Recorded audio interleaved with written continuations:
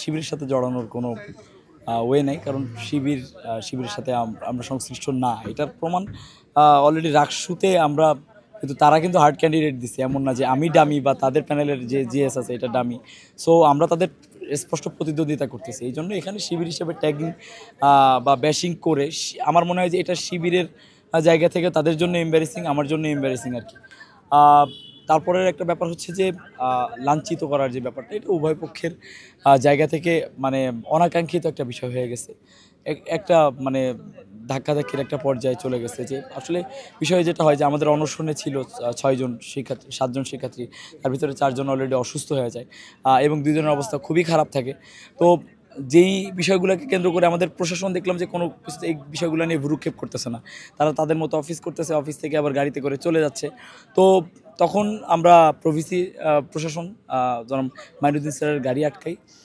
আটকানোর পরে স্যার পায়ে হেঁটে স্যার বাসার দিকে চলে যায়। তারপর আমরা বাসার শুধুমাত্র একটাই উদ্দেশ্য যে স্যারের কাছ থেকে এটার সমাধান চাওয়া।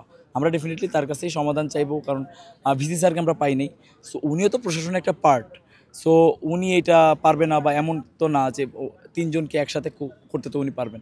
এদিক দিয়ে তারপরে উনি জুবেরিতে যায়। তারপরে আমরা একসাথে হাত ধরেছিলাম আর কি, শিক্ষার্থীরা সবাই একসাথে হাত ধরেছিলাম। উনি তখনই ধাক্কাধাক্কি শুরু করে, উনি ভিতরে ঢুকবে আর কি, জোরপূর্বক উনি আমাকে গলা ধরে ধাক্কা মারে আর কি। তারপরে গিয়ে একজন ডেপুটি রেজিস্ট্রার, আমাদের এক ভাই, তো উনি খুবই জোরে আর কি গলা চেপে ধরে এই যে এই স্পটগুলো আর কি, যে ইয়াতে। তো তারপরে আমাদের এক শিক্ষকও ধাক্কা মারেন, মানে ওনারা ওনাদের ইন্টেনশনও ঠিক আছে যে একজন প্রভিসি, ওনাকে তো সেভ করতে হবে, ওই সেভ করার জন্য যা করা দরকার ওনারা এটাই করছে। একজন শিক্ষক আমাকে ধাক্কা দিয়ে ফালায় দিচ্ছিল, তখন ওই রবি ভাই সম্ভবত ওনার জামাটা ধরে আমি একটু ওঠার চেষ্টা করি। এখন ওনার যেহেতু দাড়িটা একটু বড় আর কি, নাভি পর্যন্ত, তো এটা মিডিয়া এইভাবে ফ্রেমিং হচ্ছে যে ওনার দাড়ি ধরে টানাটানি করা হয়েছে। সো আলটিমেট বিষয় হচ্ছে এইটা যে ওনার পাঞ্জাবির এই জায়গাটা ধরছি। এখন এই জায়গাটা ধরার কারণে ওনার এই সাইডের যে দাড়িগুলা স্বাভাবিকভাবেই মানে ইয়াতে চলে আসে আর কি।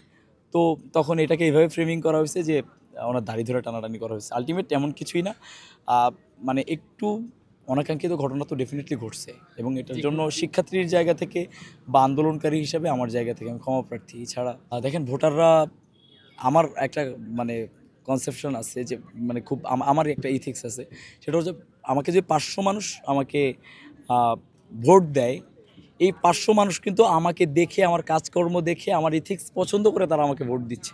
আমার কিন্তু স্পেশাল রিজার্ভ কোনো ভোট ব্যাংক নাই, ছাত্র শিবিরের মতো রিজার্ভ ভোট ব্যাংক নাই, ছাত্র দলের মতো রিজার্ভ ভোট ব্যাংক নাই।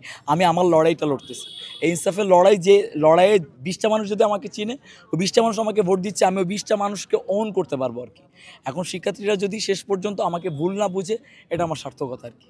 প্রশাসন স্যারের কাছে গতকাল রাতেও আমরা বসছিলাম, যখন স্যারের কাছে ক্ষমা চাওয়া হয়েছে, আমরা আবার যাব।